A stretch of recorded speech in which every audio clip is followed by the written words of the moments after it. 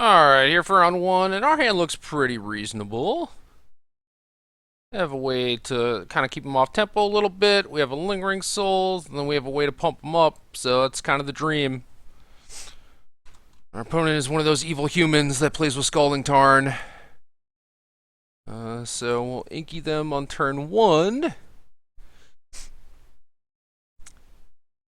Okay, okay. Bolts and Pestermite I'm certainly not scared of. Blood Moon is kind of a card, though. If we were able to Ghost Quarter our own Flake Stones, we'd be fine. So it looks like the mana base has a bunch of non-basics, but it's actually pretty resilient to Blood Moon, but sometimes this ends up happening where you're like, okay. I just have to take that with a discard spell. And we even drew Intangible Virtue right off the bat, so we actually just get to curve out, which is great. It might slow us down with Pestermite, but it'll be okay. It'll be okay. Draw another Planeswalker. Those are generally pretty powerful in this matchup, as long as we're not getting combo killed.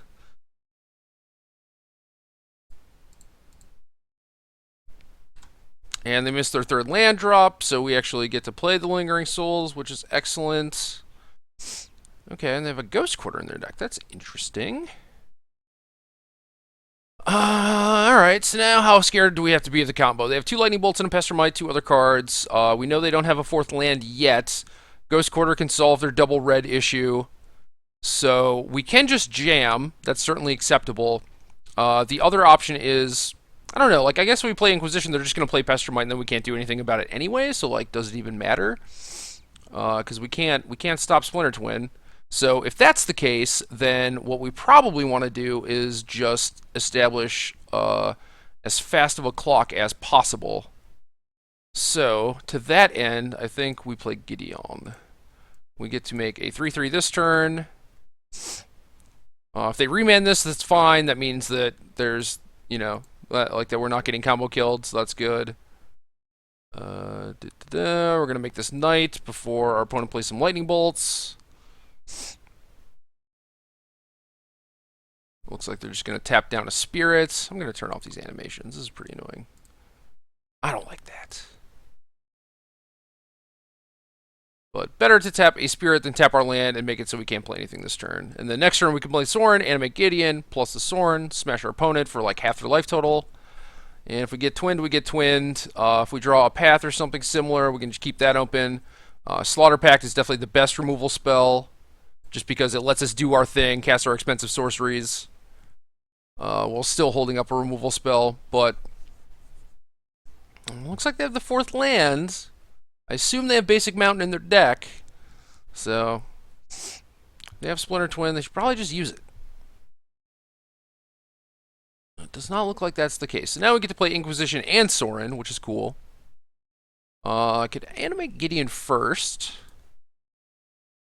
because then you can't get bolted.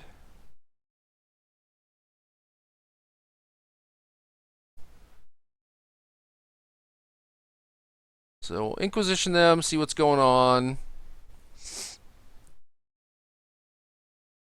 See what we're up against here. They do have the twin, so that is very strange. Because I feel like I should have just died.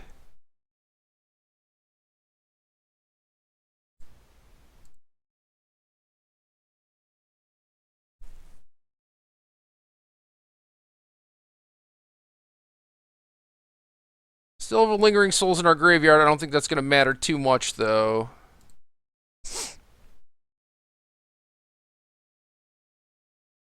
So this is 6, 7, 8, 9, 10, 11, 12, 13, 14. So this is not lethal. But our opponent has a lightning bolt anyway.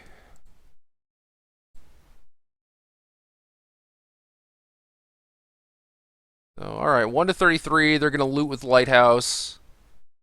Maybe they just won't Ghost Quarter themselves. That would be nice.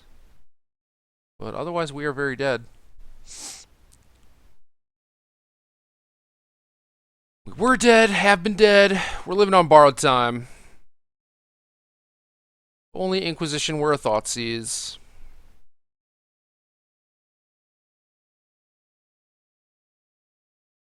I think this was the fastest clock. So now they're casting Serum Visions. I don't understand.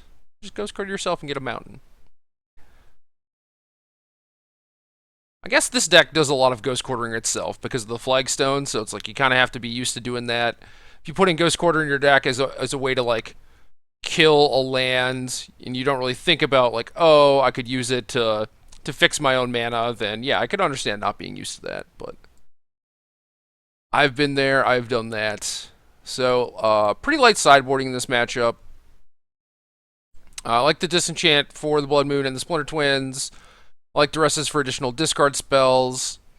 Timely is generally good against their backup plan. If they become kind of a more controlling deck and they're more grindy and they're trying to nickel and dime you out with Snapcasters and whatnot, but I think I can pretty easily cut those. And Surgical can, like, counter a Snapcaster Mage, but it's not worth bringing in here. I only like bringing in this card when it is at maximum efficiency. Like, if it's going to KO them, then awesome. And man, that picture is creepy. How have I never really looked at that before? God. Ugh.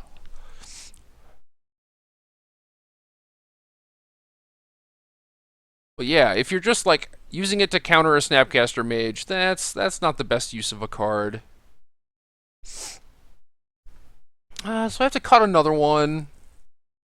Alternatively, I could also bring in more stuff. Like, I could certainly bring in the Fulminators. Oh, I can cut a Ghost Quarter. That's right, because this is a spell, and I don't need this spell in this matchup. But yeah, you could also just Fulminator them, try and keep them off their 4 and 5 drops, like Jace Architect of Thought or Keranos, stuff like that.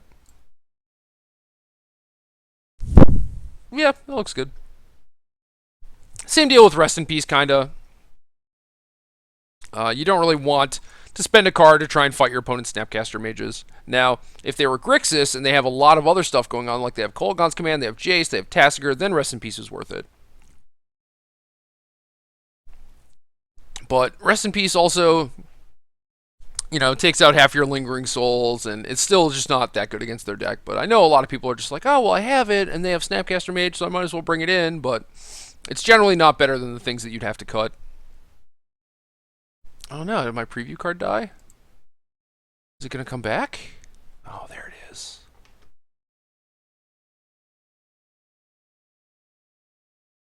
I must fix this. There we go. It's back.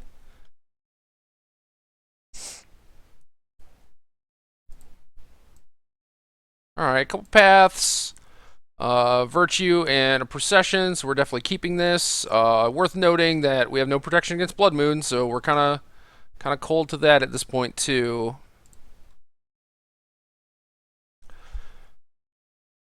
But our opponent looks pretty cold to their own Blood Moon too, so. Maybe if we play the Blood Moon game, I'll just have to play a 6-mana Spectral Procession. No big deal.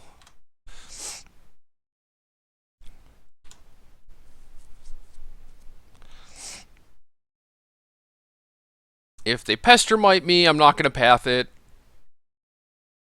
Oh no. We can't cast anything. Oh, and they had a basic island. This is the worst. Should have drawn more Ghost Quarters.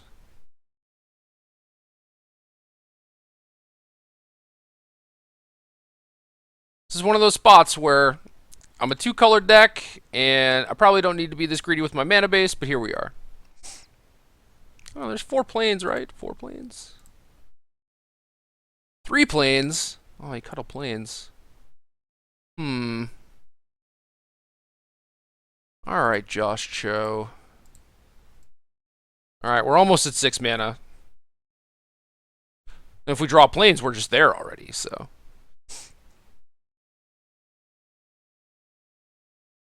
We have a shot. Not a good shot, but it's a shot. Alright, 5 mana. Here they come.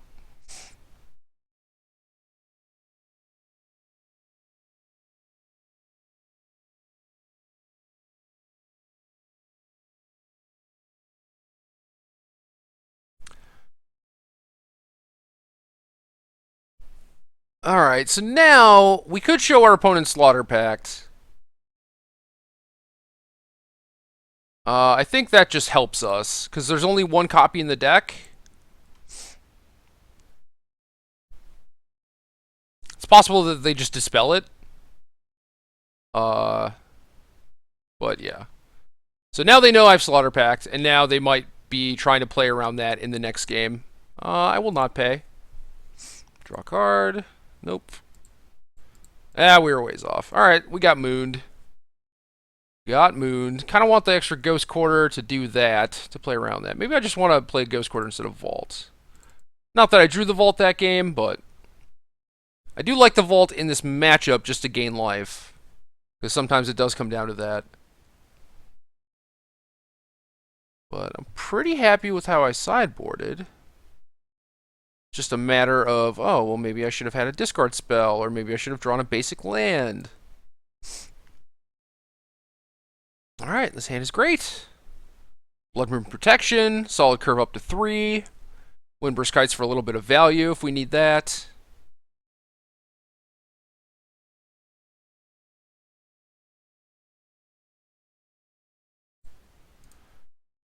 What are we working with? Snap, Remand, Pestermite, Electrolyze, Splinter Twin. So they have the combo. Todd does not have Snipping Tool, it looks like.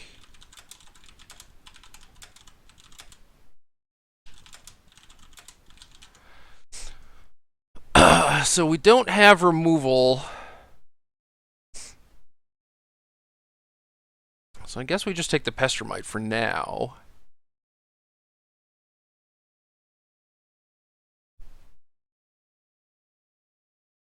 Electrolyze killing a token at a 0 for 1, but they lose their turn is like fine for me, I think. I could flats for a plains, but I think I might want to get a Godless Shrine at some point. So I'll just save that. So they are down a Misty, a Pestamite.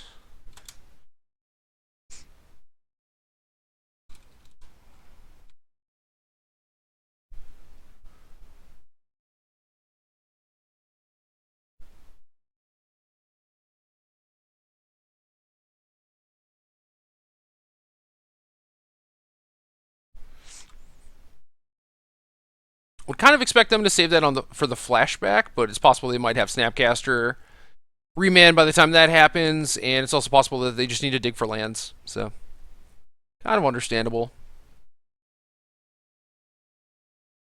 Now we can duress them.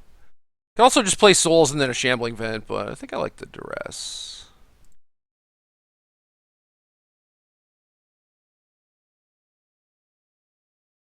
Two Anger of the Gods. Electrolyze a Bolt and a Twin.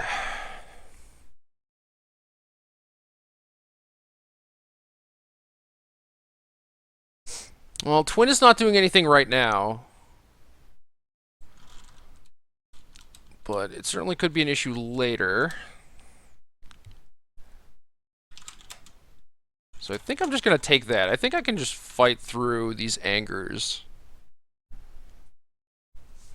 Could be wrong about that, though. Maybe I'm supposed to take an Anger. Like, if I play a Souls, they can Electrolyze and Bolt a token and then Anger the other side of it. It's kind of annoying. Yeah, I'll just take the Twin.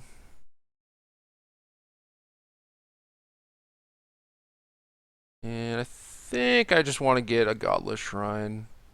So what I really want to draw here is a Planeswalker. Get some Gideon action.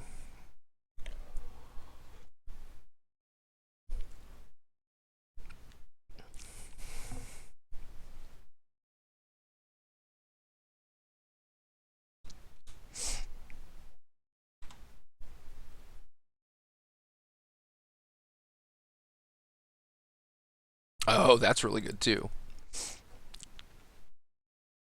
That's like a 2-mana Planeswalker.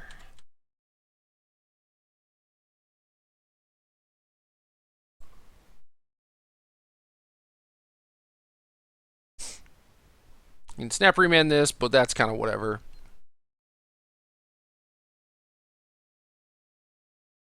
If he has something like Negate or Counterflux, that would be pretty annoying. Yeah, it's just going to remand it. Sure. That's why we got Godless Shrine. What's up? What is up? That vent in there, start shambling on over, punching our opponent in the face. Be great. Kind of just want to block. I don't know. I guess the bolt can take out the vent. Yeah, I should just block. Eventually, my opponent's gonna have to anger the gods, but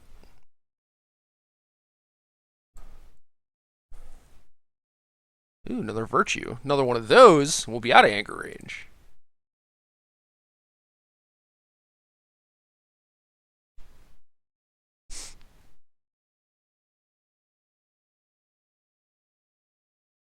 Yeah, see?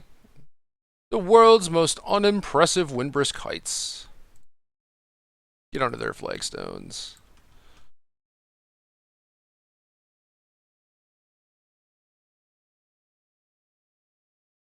Uh-oh.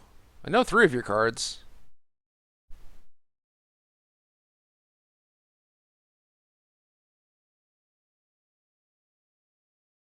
Really? Ah, it's not supposed to go down like this, but alright.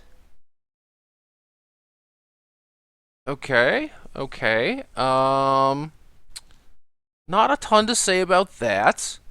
Kind of just died to Blood Moon one game and died to Runner combo pieces in another one. We didn't have removal. I would say if I was Josh Cho, I would be luckier and probably not lose that match.